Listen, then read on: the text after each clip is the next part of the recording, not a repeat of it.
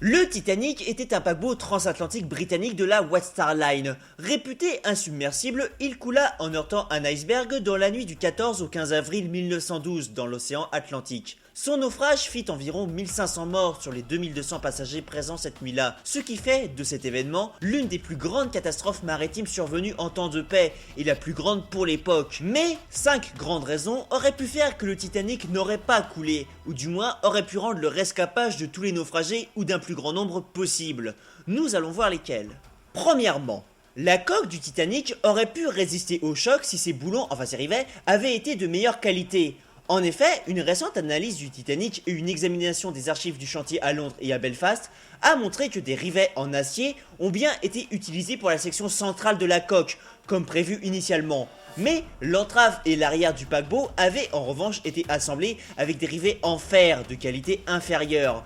Il a aussi été observé qu'un important nombre de rivets remontés du fond de l'océan contenaient des impuretés qui ont fragilisé le métal, rendant donc la coque moins résistante au choc avec l'iceberg. Secondement, le Titanic a quitté l'Angleterre avec plusieurs semaines de retard.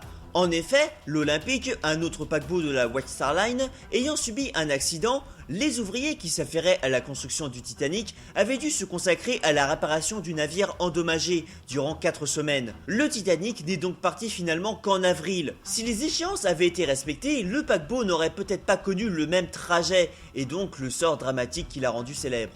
Troisièmement, si le Titanic n'avait pas tenté d'éviter l'iceberg qui provoqua son naufrage, le navire n'aurait probablement pas sombré. En effet, il se serait simplement encastré dans l'énorme bloc de glace et le seul compartiment avant aurait été touché. Mais la manœuvre d'évitement qui fut finalement choisie toucha 5 compartiments, l'iceberg raclant la coque sur plusieurs mètres. Mais le problème, c'est que la limite d'insubmersibilité était de seulement 4 compartiments. Quatrièmement, le premier coupable, autre que l'iceberg, reste tout de même le capitaine Edward John Smith et sa grande désinvolture. En effet, lors du trajet, il refusa de tenir compte des nombreux messages d'alerte des autres navires, lui signalant des dérives d'iceberg sur sa route.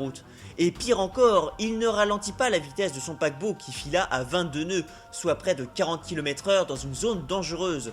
Lancé à cette allure, le paquebot avait besoin d'environ 1500 mètres pour s'immobiliser devant un obstacle. Mais, malgré cela, le capitaine ne fit pas preuve de bon sens et n'ordonna pas l'ordre de ralentir les machines. Enfin, quand l'iceberg fut repéré, il hésita de quel côté l'éviter. Cela prit environ 30 secondes. 30 secondes qui auraient pu tout changer. Et enfin, cinquièmement, sûrement la raison la plus stupide.